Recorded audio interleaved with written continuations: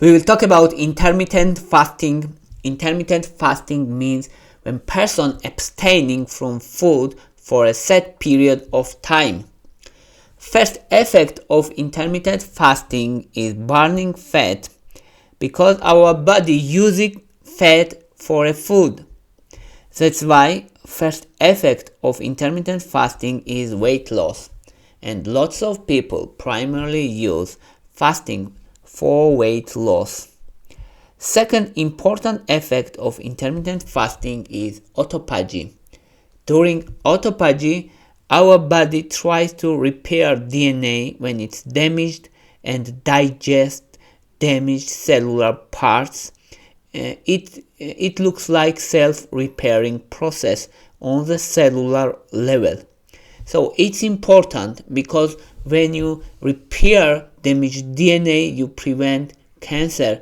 That's why autophagy is very important process because it can prevent cancers.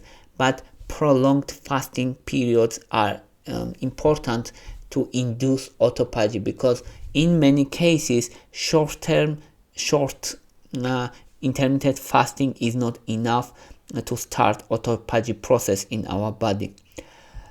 Also, intermittent fasting improves heart health, decreases neurodegenerative disease, decrease cancer risks also.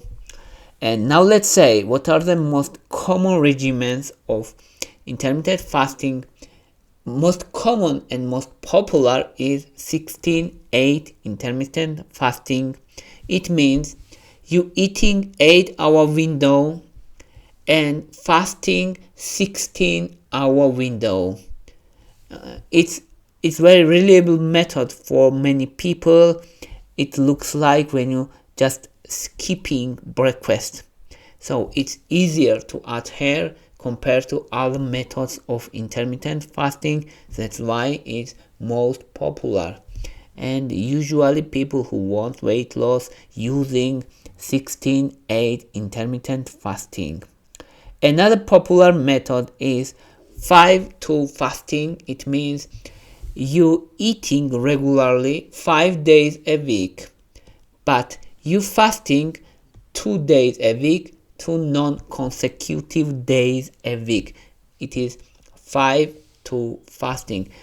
For some people it's difficult to adhere, but it's effective for weight loss and it's effective for health benefits. And another more stricter but also popular method is alternate day fasting. It means you eat every other day. You fast, then you eat, then you fast, and etc. You eat every other day. That's the idea of alternate day fasting. It is best for people who want rapid weight loss, who want for people whose weight is stubborn and they want to lose abdominal fat, for example. But this type of fasting, alternate day fasting, requires very strong self-discipline and it's difficult to accomplish. That's why still for most people 16-8 intermittent fasting is most popular. Now let's say what are the more specific effects of intermittent fasting. It decreases cholesterol level, improves fat burning, and cleans our body from cholesterol. Another characteristic is improves insulin sensitivity because it improves insulin sensitivity on cellular level. Also, it decreases insulin production by pancreas and it helps also increase insulin sensitivity and improves brain function because during intermittent fasting brain-derived neurotropic factor is released and increased, and it's very important for cognitive processes and for memory and for learning. So mental clarity is a process people often describe when they are on intermittent fasting. And intermittent fasting has also anti-aging property. Why it happens and how it happens? Because it improves metabolic processes in our body, like lowers blood pressure, lowers blood glucose levels, lowers cholesterol, lowers inflammatory markers such as C-reactive protein and ESR, and it activates also anti-aging genes such as sirtuin genes, which are responsible on DNA repair and slow down telomere shortening. And telomere shortening considered most important aging marker, so sometimes even it can elongate telomeres in some cases. Of course, we have no strong evidences about anti-aging properties of intermittent fasting in humans, but we have very strong evidences among rodents, among animals. So we can say that potentially intermittent fasting has anti-aging properties, but more studies are needed to confirm this finding. And anti-cancer effect also is important, is noticed in many cases, especially for breast cancer, colorectal cancer, prostate cancer, and even intermittent fasting improves chemotherapy effect and cancer reoccurrence, especially in breast cancer survivals and people with breast cancer. But for the effect of anti-cancer properties, longer fasting periods are important, because short period of time of fasting usually is not effective and is not enough for anti-aging properties, for anti-cancer properties. It requires more prolonged fasting, for example, like alternate day fasting or 5-2 fasting. And we will answer most common questions. For example, will I always feel hungry during the fasting period? No, you will not be always hungry, because our body has ability to cope this hunger. But if you will have episodes of hunger, and you can intake coffee or tea, and at this case you can cope this hunger with drinks, of course without sugar. Will I always can I exercise during fasting periods? Yes, you can, but you should try to exercise less intensively. So low intensity exercise is better at this case. You should not stress yourself, and you should listen your body when you exercise during fasting. Does fasting slow down metabolism?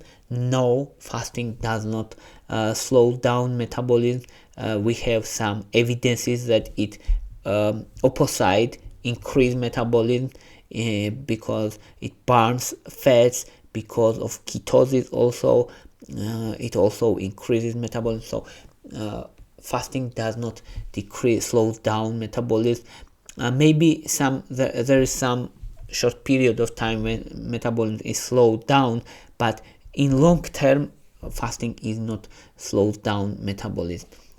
And does fasting cause muscle loss? It's important part. And yes, fasting and any kind of weight loss causes losing muscle mass, but you can minimize this muscle mass if you intake lots of protein when you are not fasting. And such cases, very simple, we can say that if you are 100 pounds of weight, you should eat around 100 grams of protein daily. So if your weight is 150 or around 70 kilograms, you should eat 100 grams of protein daily.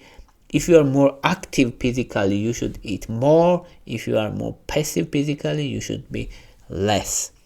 And what are main limitations of fasting?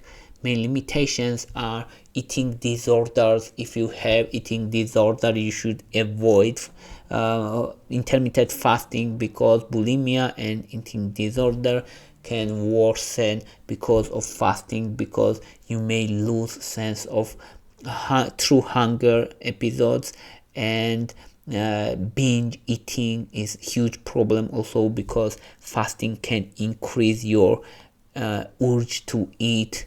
That's why it can worsen condition.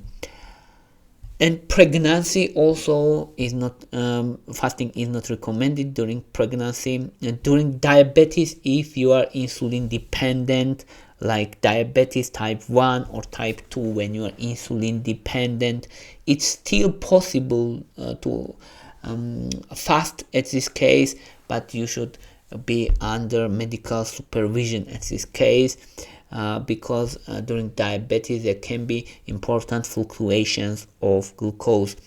For children is not recommended fasting. For high stress, people who live in high stress or who requires intense physical activity daily, at this case person's performance can be lowered and decreased. That's why at this case fasting can be not suitable for such people.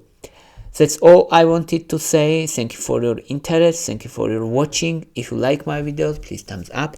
If you like my channel, please subscribe. Thank you very much. Bye for now.